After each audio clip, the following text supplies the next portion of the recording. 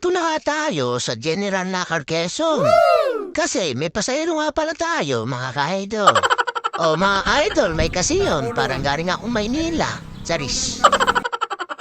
Ang pasahero nga pala natin ay nasa may kulungan, doon sa may PGNP, sa may bundok, sa itaas, mga ka-idol. Nagbaba nga pala tayo dito dahil naghihintay tayo dito dahil mainip sa labas, mga ka-idol. Ayan nga pala si Choy nagkamay-kamay sa ating glass.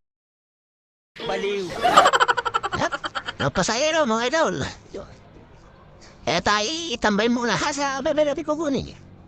Dito ha muna ako nagtambay sa paradahan namin dito sa Nakar. Nga mga ka-idol at pinunta ko na yung pasahero namin dahil balabas na alas 12. Nasundo ko na nga pala yung pasahero at napunta na nga kami dito sa Tanawan. Iyan mga ka-idol, nakikita pala ninyo ay may inuman na dyan.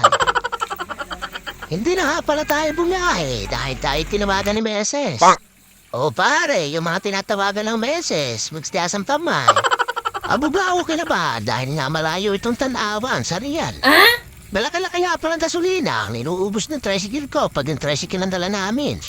Dahil bakit nga pala yun para kasusunod pitron, mga idol. Diyan nga mga idol ay kinuha ako na ng video yung may bandang ibaba dahil nagaganda naman ako sa mga view. Ayan mga idol at maligas ang araw. Ayan nga mga idol at talaga namamangha ako pag ako napunta sa probinsya. Lagi naman ako nasa probinsya kaya lang bihira ako makakita ng mga ganitong tubig. Yung mga sa tipong wala ng patayan dahil libre. Yan nga mga idol at mayroon na nga pala diyang sinaing. Sinaing? Hindi pala sinaing. Kamuti nga pala yun mga ka-idol. Baliw. Baliw. Ayun nga mga idol at umuwi na nga kami pagkatapos namin magtaoma. Kaunti nga lang naman pala yung aming ininom mga idol. Paano masabi?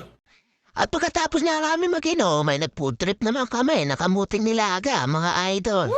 Sinamahan pa ng liyog na kinayod. Idol, sarap.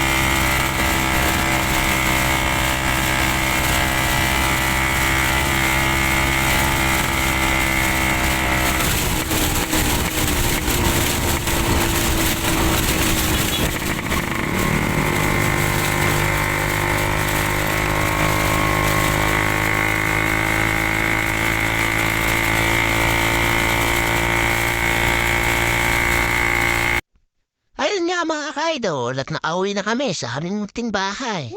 Ayan nga pala mga idol, yung kamuti namin kinuha, kakaunti na.